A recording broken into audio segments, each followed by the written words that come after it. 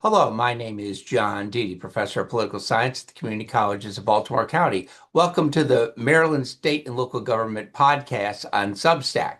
Today, I am interviewing Yahu Blackwell, who is running for the Maryland State Senate from the 8th District in the state of Maryland. Welcome to the show. Thank you, sir. Thank you for having me. Such a pleasure to be here. You're welcome. My first question is, why are you running? Well, I'm running because I wanted to, make some changes to Maryland. I grew up in this state and I've seen every reality there is to see in this state.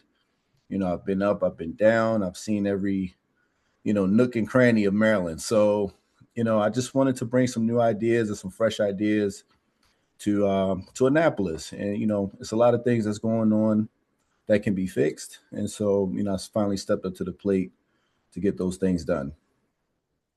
You talked about wanting to bring fresh ideas and all this stuff. What are a couple of those fresh ideas? One, I would like to change education. I've been fighting extremely hard for education. I would like to transform a lot of the public high schools into more of a trade school or vocational school platform or framework. I was telling the Board of Education that, until we start connecting school with money, a lot of kids will be disinterested in school. So I was talking to the Board of Education and I was just explaining these things to them that, until kids have skills, they're not going to really be able to compete in the marketplace. And so that school should be preparing, our children for real life. And unfortunately, the way the school system has been kind of frameworked, it hasn't been doing that. So that's one of the many things I would like to change in the state of Maryland is our school system and making sure that our school system is preparing our youth, for the practical world, as well as taxation. Everybody knows that we're being pretty much taxed to the ground right now. So I wanted to, give Marylanders some relief, also address the BG energy crisis that's going on, give Marylanders some relief. I wanted to relieve property taxes for senior citizens. And, I saw a situation where a 91-year-old lady had dementia. Her home was paid off and she lost her home over property taxes. So I was, talking to a lot of the people in Annapolis about this and saying that, we should be able to give seniors and, some relief with their homes. Just so many things I want to just bring to Maryland and, protection for our veterans, strengthen public safety, and the connection between the community and law enforcement. It's a lot in my platform that I wanted to address. What do you think the number one issue is for you in the campaign that you really want to focus on that people are coming up to you and talking about? Man, a lot. Mainly education. A lot of the parents are just, kind of fed up with the school system. But outside of that, the parents are pretty much struggling with affordability. That's something that's hitting everybody in the state of Maryland. Everybody's struggling to, stay afloat, pay their bills. And that's what we're trying to change, especially with, the BG energy crisis. People energy is through the roof. I know mine's is. So, I want to give Marylanders real relief and real solutions. And, a lot of the legislators in Annapolis is kind of like they just, I would like to say, a lot of their legislation is tokenism and it's not giving Marylanders real solutions and real relief. So affordability, the education crisis, public safety, taxation, the whole 9 yards, we're trying to, make it fit and make it work for Marylanders. What would you do in Annapolis that the current senator, Carl Jackson, isn't doing? This is a wonderful question. Carl's legislation is based around pretty much tokenism, in my opinion. He offers no real solutions. A lot of the stuff that he has legislated for, it kind of just looks good on paper, but it really doesn't benefit anybody long term. It doesn't help families. It doesn't change communities.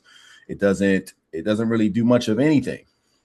So me as a senator of District 8, I'm going to bring robust legislation to Annapolis that's going to impact not only just District 8, but all of Maryland, and give all of Maryland real solutions and real tangibles, so that they're seeing, real relief in their lives. Currently, there is a competitive Republican primary for governor. Do you Yes, have a sir. preference who the candidate? Who would you like to see be the Republican nominee? Do you have a preference, or Yes, I do. Yes, I do. I'm pulling for John Myrick. I'm pulling for John Myrick for the next great governor of Maryland. what is about Myrick that you like? I like Myrick's platform, and he has great solutions. Same thing. And he's a genuine Republican. He's a genuine conservative. I've looked into a lot of the other candidates, and at the end of the day, when I circle back around, I got my full faith in John Myrick. Okay. My next question, I always like to ask candidates this question because it's interesting the answers you get. Who would you consider your political North Stars, the politicians in the past or present that you've admired, that you wouldn't mind walking in their footsteps a little bit? Those people out there that you've got a great deal of respect for. Yes, it's a great question. As far as the past goes, man, I could say Booker T. Washington, Frederick Douglass, Abe Lincoln. I kind of have followed in the footsteps of those great abolitionists, and have walked down their path. And I looked at a lot of Booker T's material, and then even Booker T. Washington was speaking about the power of trades and skills, and giving people skills so that they can fish for themselves. And it's absolutely the truth. And that's what I would like to bring to Maryland. I was telling some people at the Board of Education that, some of the people at some of the businesses that I had owned, some of the kids, they couldn't count money. They didn't even know how to count money. So it was instances where they didn't even know the difference between a quarter and a dime. And that's just, kind of where we are in the state of Maryland as far as, education, and, our youth not really having any skills. So I look up to Booker T. Washington for that. And, all these great politicians from the past, that brought robust legislation to Americans. Anybody from the present?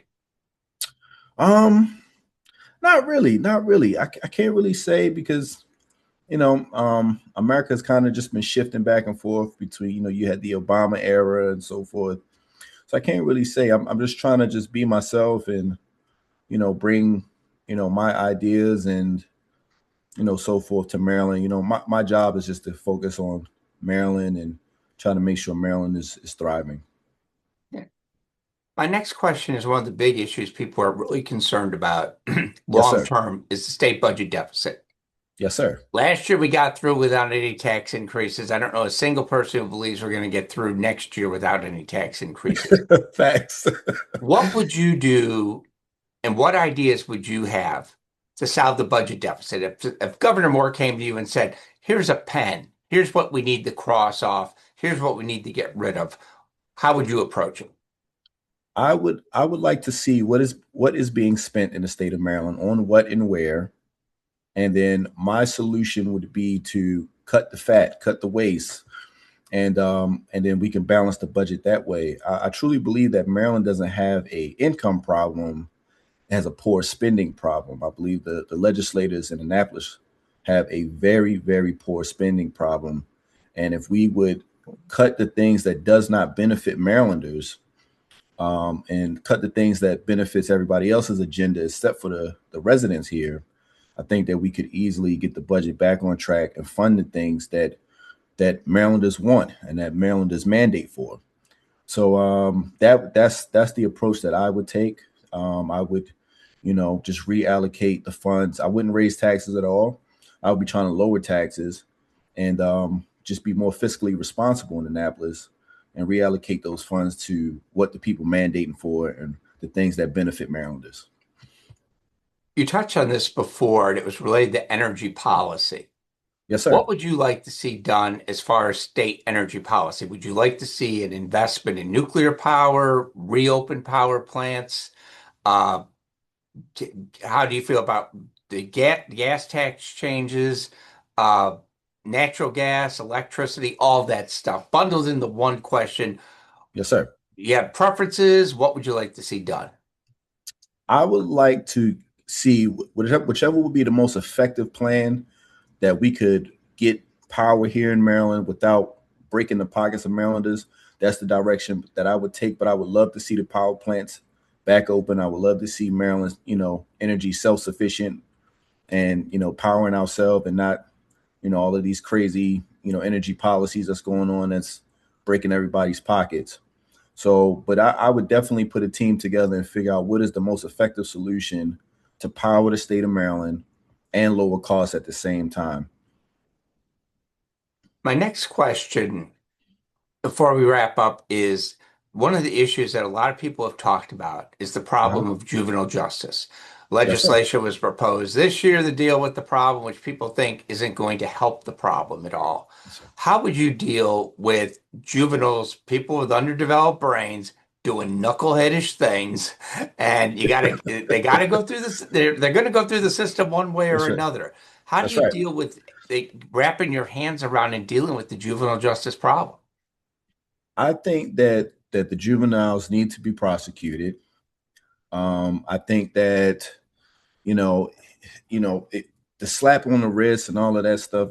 It's not gonna help. You know what I mean? We have to you know send a message to juveniles that say, hey, this is the law of the land, and when you break the law of the land, these are the consequences for that.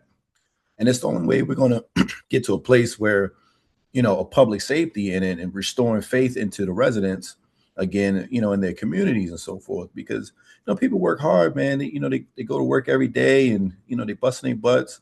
Nobody wants to come out and their cars busted up and broken into, and how nobody wants to deal with that. So as a state senator, I definitely will be pushing for um, you know, you know, sticking it to sticking it to the juveniles for for breaking the law. You know what I mean? I'm not trying to be a bad person or anything like that, but the law of the land is the law of the land, and people want safety in their communities, and people want to feel safe, and without having to deal with crime and all of that stuff. Last question I want to ask is related to ICE. A lot of controversy about them as far Yes, as sir. working with ICE. At the same time, we were told they were only going to round up the bad people and the bad ones. It seems like it's any, Yeah. as long as you're here illegally, no matter how good you are, you're getting rounded up. How Yes, would sir. you, what do you think should be done regarding the state-federal relationship, even local relationship regarding ICE and local and state governments? I believe that we have to work with the federal government. Again, the law of the land is the law of the land, and I believe that if we have to cooperate with ICE, then we have to cooperate with ICE. As far as I've studied that, no American can illegally go to any other country and break their uh, border laws. So they would enforce their laws to the fullest extent as well. So I think that we should cooperate and um, and follow lawful orders. Okay. I want to thank you again for your time. I appreciate you taking your time out of your day to do this. Yes, sir. Yes, And sir. and I wish you well on the campaign trail and all of that. Thank you, sir. I appreciate the wonderful opportunity. You have an amazing platform, and thank you for giving me the opportunity to speak to you today. It truly means the world to me. You're welcome.